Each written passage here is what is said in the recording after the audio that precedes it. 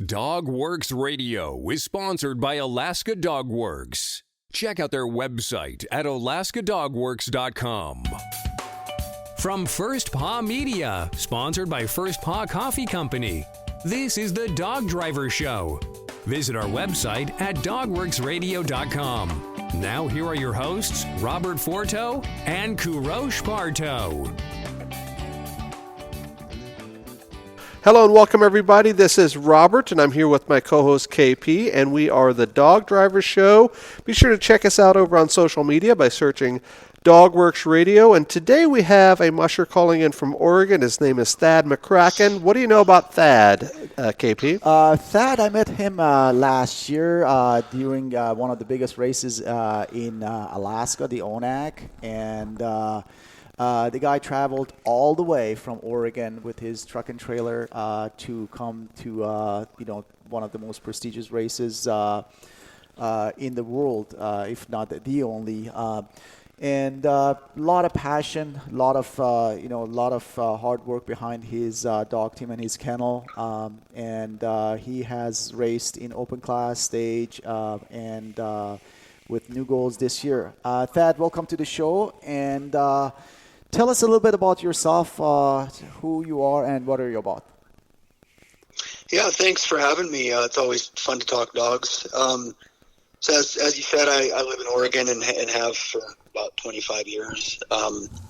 Didn't really ever see myself getting into sled dogs. I didn't grow up with dogs or anything. And before dogs was really kind of into ski mountaineering mostly. And that was kind of my initial introduction in a previous life to Alaska, was numerous mountaineering trips there. Along the way, I met my wife, and she did grow up with dogs. I was really into dogs, and to be honest, got a dog while I was on a business trip. I used to travel a lot for work, and I started taking that dog with me skiing and climbing.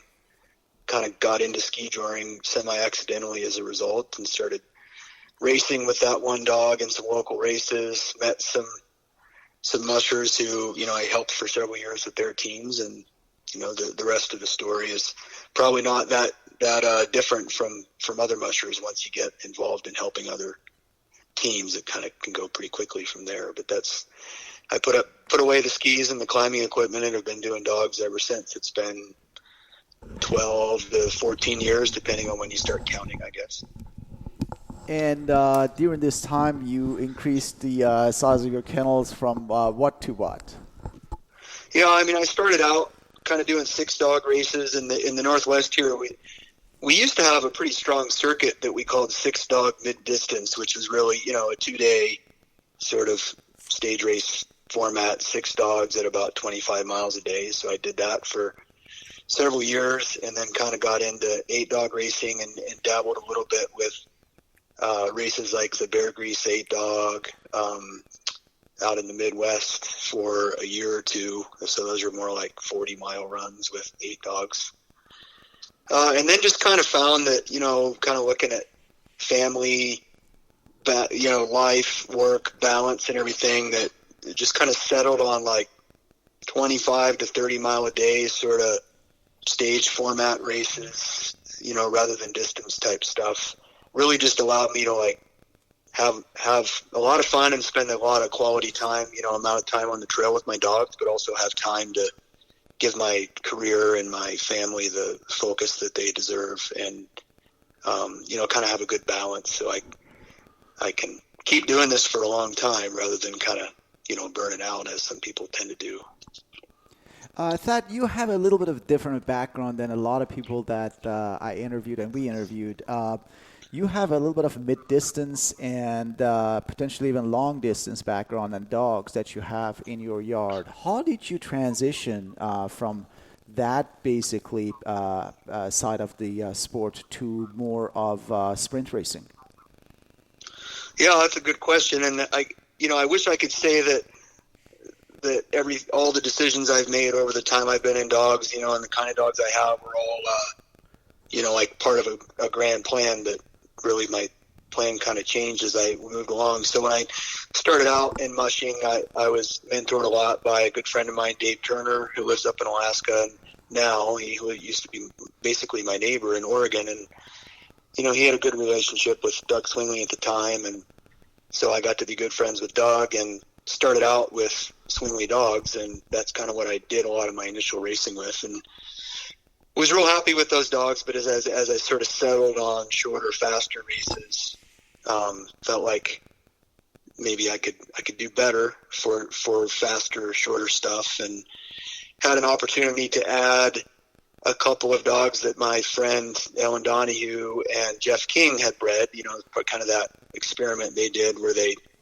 crossed Jeff's Husky line with some Streeper blood, and I was very lucky to be able to add 2 dogs out of that breeding to my kennel, and have since mixed those dogs back to some Streeper bloodline from some dogs that I have bought from Bud, and that's kind of the makeup of my kennel. So the majority of my team is all Streeper, or I guess you could say Streeper King sort of blood, and I've been really happy with those dogs. I guess I tend to be all over the map sometimes on the kind of races I do, from 10-dog sprint for Rendezvous to this year I'm going to give the stage stop a go, and I've done the Copper Dog before, which I really enjoy, super cool race. And so I guess just having dogs that are kind of versatile and capable of kind of bouncing around one year to the next and doing a wide array of things just keeps it interesting for me, and is something I enjoy.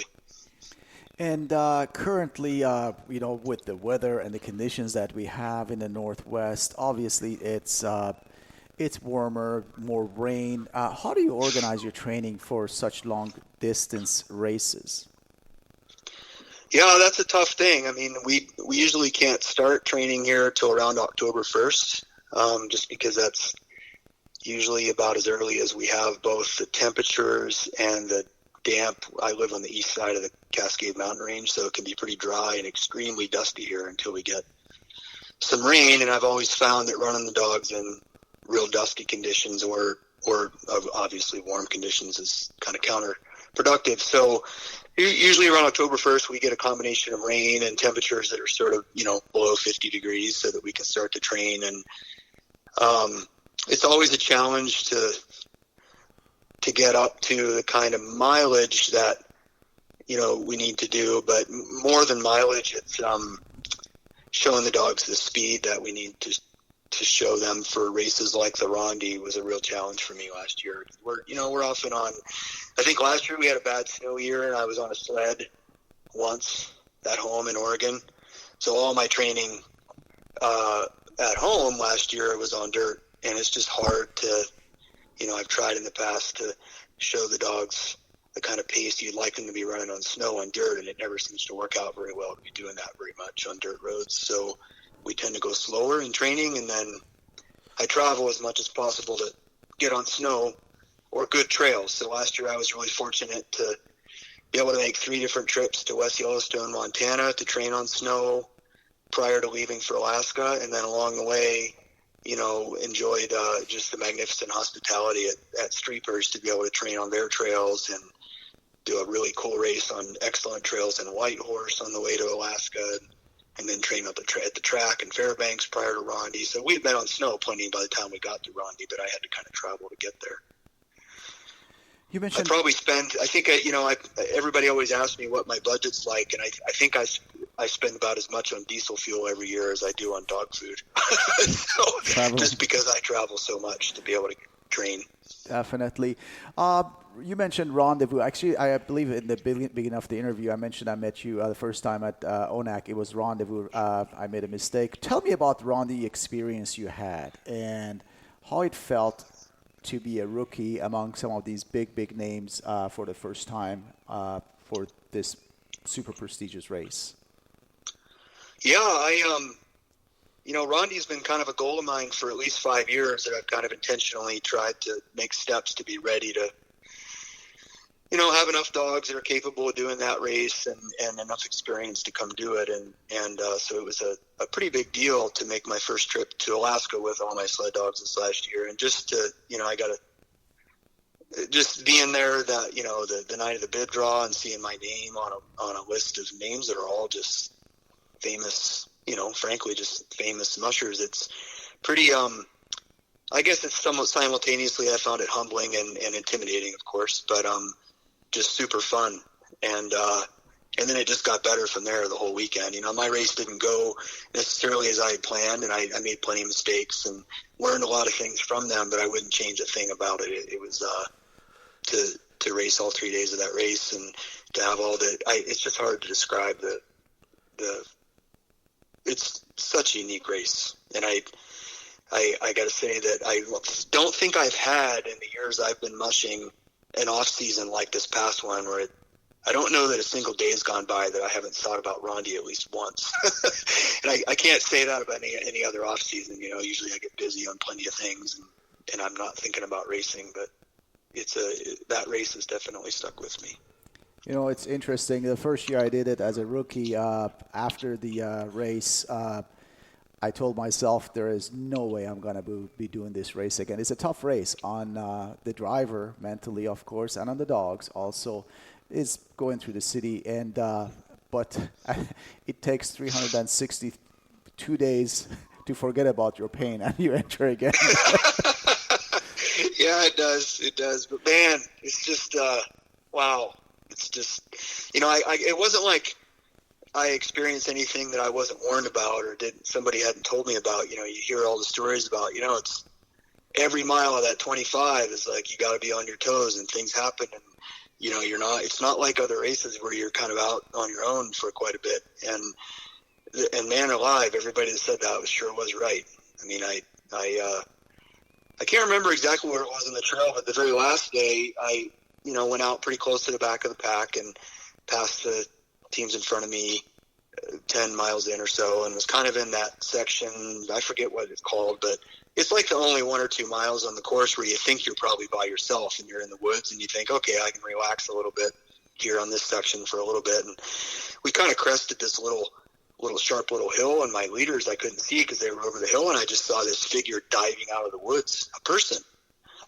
And, you know, kind of threw me because I didn't expect to see anybody. Here we came over this hill, and there was this guy out there walking his dog, and I guess we came over the hill and his dog was on the trail, and the dog just pancaked, you know, in submission. Saw this team come steaming over the hill, and my team was in the process of just running this dog over. And this guy was diving out, so I crested the hill, and the guy was like pulling his dog out from under my team. I had no idea what was going on, but it's just everything worked out fine. The dog was fine. The guy was surprised, but in a good mood, and I warned him that more teams were coming. But that just an example of, like, I let my guard down for like 10 seconds thinking I could relax a little bit. And that's just Rondi. Stuff happened. You got to be on your toes. It was really fun.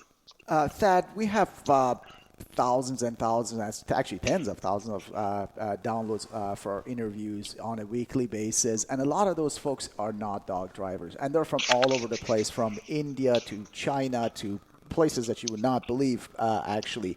Tell us a little bit about Rendezvous and what type of race it is, how it happens, and where it is.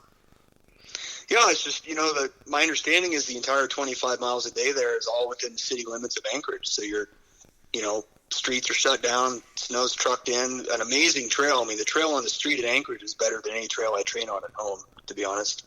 And, you know, it's just thousands of people, and you're crossing roads and footbridges over highways and going through tunnels, and you've got everything from like streets lined with hundreds of people cheering to, you know, you come around a corner in the woods and there's 4 guys on lawn chairs with a campfire drinking a beer cheering for you, and it's like the last place you expected to see anybody. It's just and it got to be like, you know, I felt like I found myself every day like wondering what's going to be around the next turn, because, you know, every day it could be different. And, you know, I think the dogs did too, and I think my dogs mostly handled that fine. It can be a little stressful on some of them. You know, I found by the 3rd day they seemed to handle it pretty well, but that's just it. I guess to me it kind of feels like what would be like the NASCAR 500 of the Indy 500 of sled dog racing. It's just nuts, but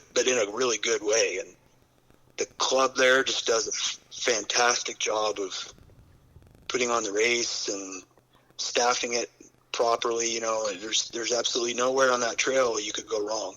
And help's always there if you need it, and the veterinarian staff was amazing. I'd never crossed the finish line every day of that race and had, people at my truck asking me if I needed any help, or if any dogs needed attention or anything, like, so quickly. It was just, everything was just really professionally done. And, a big reason I want to come back. Oh, definitely.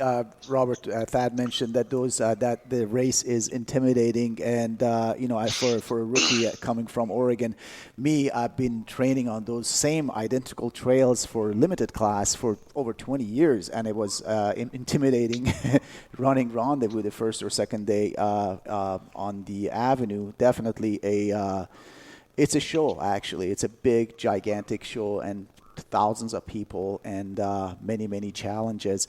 Thad, this year, because of the COVID, I believe you have changed your focus a little bit. What do you got in mind this year?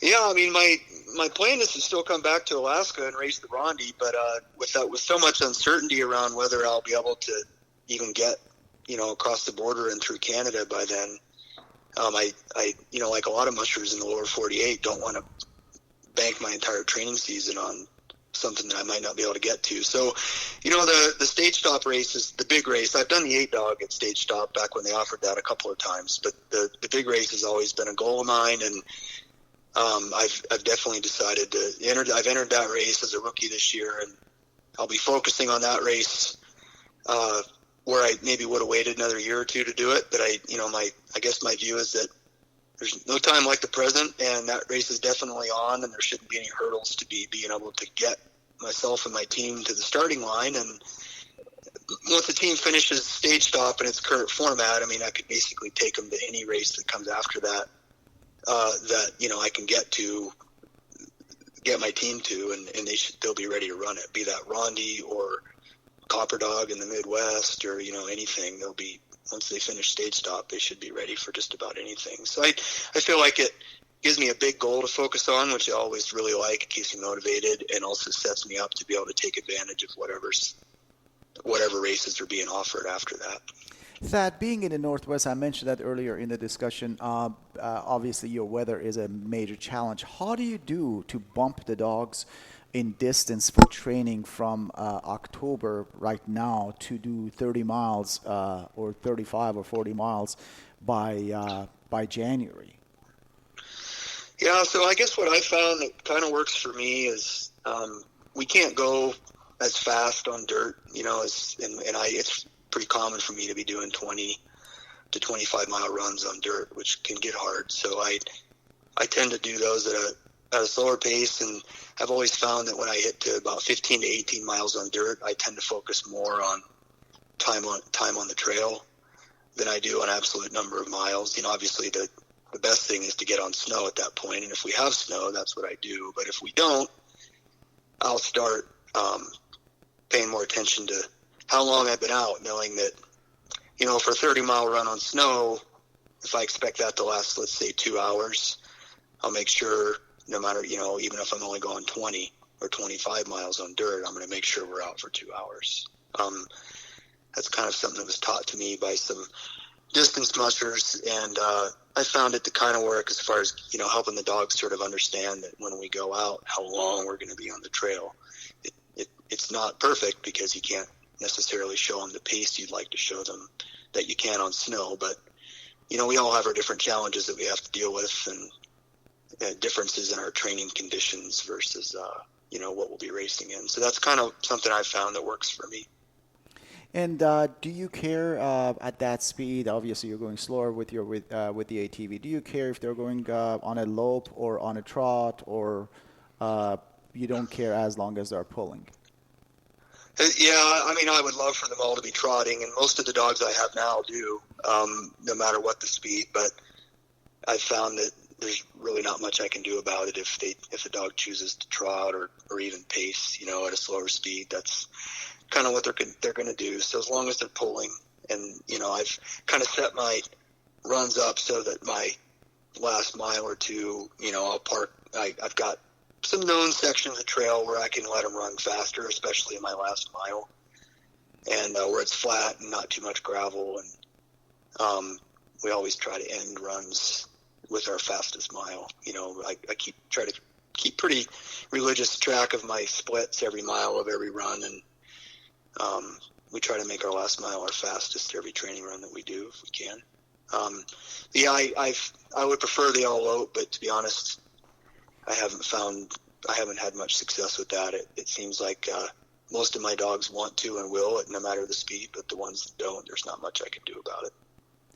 That every time I talk to you or if I follow you on social media, I feel this humongous passion and the fire that you have in your belly for sled dog sport and this just love of this sport. For me, every weekend I can go on my track and see another 25 dog teams training their dogs and socializing with them. How do you motivate yourself and keep this fire being by yourself in your area, which is not very common for sled dogs? Yeah, I won't lie. It helps when there's, other competitive mushers that live close, and sometimes there are folks that live here and then they move on and there aren't, and that does provide challenges. So, but it's about the dogs first. So I love playing with my dogs. So we do that at a minimum twice a day, every day, and that keeps me really motivated. Involving my family, my family doesn't really race, but they love to have the dogs and play with the dogs and stuff too. So that's a big part of it. We take the dogs to the beach at least once every season, usually around Thanksgiving, and just play with them on the beach. And we can even train on the beach if we want. That keeps it fun. And then, to be honest, the road trips I do to travel are as much about other mushers I meet along the way and the really cool places I get to go as they are about the races. I've got some of my best memories in the sport are things like driving the winter road to Fort Chippewa, with my dog team and getting there at 4 a.m. for a race that started the next morning, and not even having any idea where I was going to stay, and then having numerous people in the community invite me to their house to stay and meeting and making new friends that I still have as a result. And traveling with Eric LaForce along the road, numerous places in Northwest Territories and up to Alaska, and getting to know him as we were both traveling alone with our teams, and just the people you meet along the way and the friendships you make keeps me motivated as well. Thad, you've brought up a lot of interesting points in regard to sort of the social aspect of mushing, and a lot of people don't know this, but mushing is a relatively solitary sport. You're out there on your own, you're doing your own race, but you talked about the fur rondy and hanging out at people's houses and things like that, and I'm sure you know where this is going in regard to COVID. Literally about 10 days after you finished the fur rondy, the whole world changed for our sport and for everything else. And you talked about how interesting the fur rondy is with the people on the track and the people at your truck and all of that goes on with that.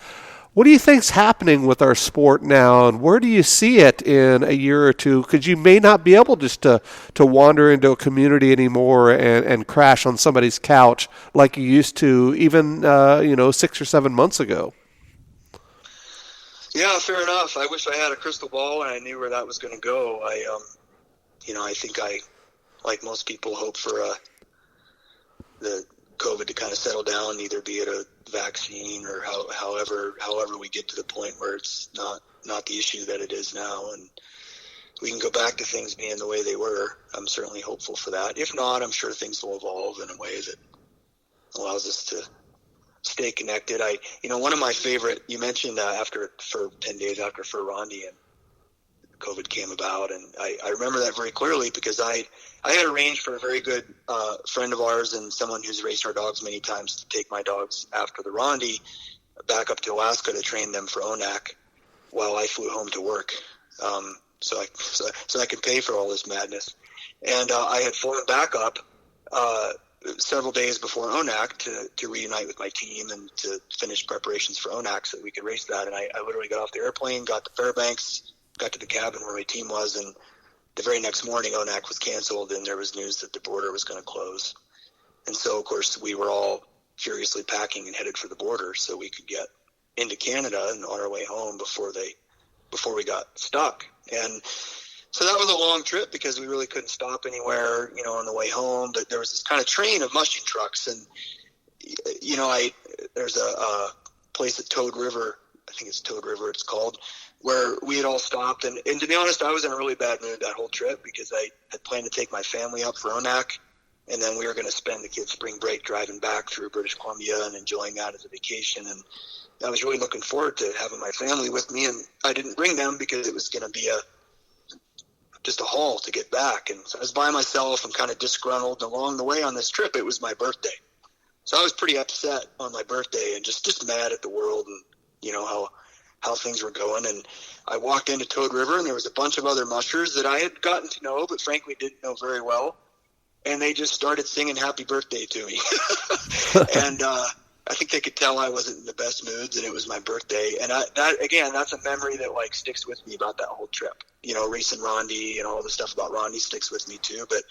But just how cool, mushers that in some ways you barely even know can pick you up. We were all traveling home in the midst of what was beginning, the beginning stages of the pandemic, and probably none of us were really sure what to expect or if we were going to get sick on the way home or whatever, but they still took the time to do that. And I thought that's really stuck with me. And mushers are a pretty resilient group. So I'm hopeful things will go back to the way they were at some point in the near future. But if they don't, I'm pretty confident that mushers will find a way to make it work and still make it fun. I really enjoyed hearing that story. We haven't heard stories like that yet. We've always talked about what do we think is going to happen next, but we have never heard what happens right after. And I really appreciate you sharing that, Thad. We're almost out of time. KP, what else do you have before we close? Thad, wanted to thank you again for sharing the last 30 minutes with us. Looking forward to have your team among the rest of us in Alaska, hopefully next year or very, very soon, and race your dogs in our circuit. Yeah, I look forward to it. And thanks for having me, and thanks for doing this show. Hey, thank you. On behalf of our guest today, Thad McCrackin, calling in from Oregon, this is Robert and KP for The Dog Driver. We will see you guys next time. Goodbye. From First Paw Media, this is The Dog Driver Show. We hope you enjoyed this podcast, and we invite you to subscribe in Apple Podcasts, Spotify, Stitcher, or wherever you get your podcasts. You'll find a link on the episode notes. You can tap or swipe on the episode cover art, and you can see some offers from our sponsors. You can support our show by supporting them. If you like what you have heard, we would love it if you could give us a 5-star rating and tell your friends how to subscribe too.